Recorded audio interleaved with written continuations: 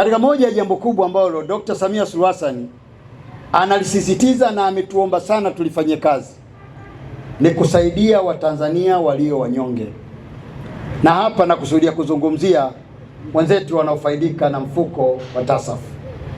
Mfuko wa TASAF kwa awamu zake zilizopita uliishia mwaka jana mwezi wa 9, lakini Dr. Samia Suluhu Hassan kwa kupambana kuhakikisha kwamba Watanzania wenzake wanasaidika kutokana na hali ngumu walizonazo, akapambana zikapatikana pesa. Mradi wa awamu ya 3 ya TASAF unakuja, na mradi huu sehemu wafaidikaji watakuwa ni hapa. Na jambo hili nataka mnisikize vizuri, kwa sababu naongea na wananchi, lakini pia naongea na viongozi wenu, kwa maana na kusudia ngazi ya madiwani.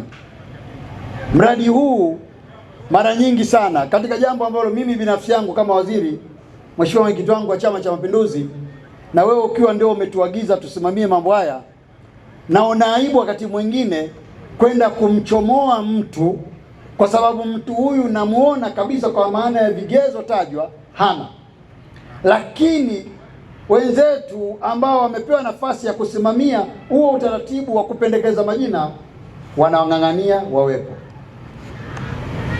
Fedha hizi ndugu zangu ni fedha ambazo zinatolewa kwa upendeleo maalum, wala sio fedha kusema kwamba umefanya kazi ulipwe. Hata tunaposema kwenye TASAF kwamba watu wafungue barabara alafu wanalipwa, ile ni kwa sababu tu ili mradi ionekane mtu kafanya jambo, lakini uweze kupima thamani ya utu kwa fedha za TASAF. Tunachofanya tunanyanyua maisha ya watu. Nimeambiwa yako baadhi ya maeneo, wako baadhi ya watu ambao wao wanafanya michezo ya ajabu na kwenda kuwapitia watu wa TASAF na kuchukua pesa. Nataka niwaambieni wenzangu wa halmashauri, lakini mkoa, wilaya yake, na hasa Chama cha Mapinduzi, mwenyekiti, ili jambo tusaidiane. Mambo mengine haya mwenyekiti, mimi ukiniuliza kwa imani yangu nitakwambia kwamba baada ya kukamilisha mpango wa TASAF kinachosubiriwa ni watu kupewa pepo. Hakuna kura wala makofi utakayopata kwa watu kuwasaidia watu wa TASAF, zaidi ya kwamba Mwenyezi Mungu wako ndiye atakuangalia kujalie pepo, tena daraja la juu kabisa, kwa sababu umesaidia watu katika shida zao. Lakini wako watu hiyo pepo ya Mwenyezi Mungu ni kwamba sio hawaitaki, au sio hawaijali, au sio hawajui, kwa sababu wengine ni mashehe kabisa, wengine ni viongozi kabisa wa kidini, lakini wanafanya vitu vya ajabu sana. Niwaombeni sana wana Tabora. Hili jambo nimelisema hapo kwa sababu tunapokuja kuanza mpango unaokuja, nisingependa yale matatizo mapungufu yaliyotokeza kwa nyuma yajirudie tena. Niwaombeni sana wananchi, kwa sababu mikutano ya uchaguzi wa watu wanaokwenda kufaidika na TASAF, na nyinyi pia ni sehemu ya wafanyaji wa maamuzi hayo.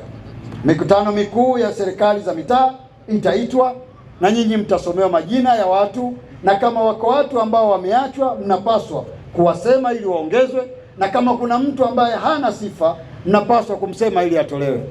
Lakini mkiacha mambo haya yakafanywa na wanasiasa, sisi ambao tunaamini tukiwasaidia watu kuingia katika TASAF ndio tutakuja kuchaguliwa katika mkutano mwingine unaokuja, huu ni uongo wa daraja la juu na ni dhambi kubwa tunafanya. Naombeni sana viongozi wenzangu, ni kuombe mstahiki meya, simamia madiwani wako ili wafanye haki katika fedha hizi. Hizi fedha sio kama anaweza akapewa kila mtu, lakini fedha hizi ni kusaidiana, kunyanywana katika hali.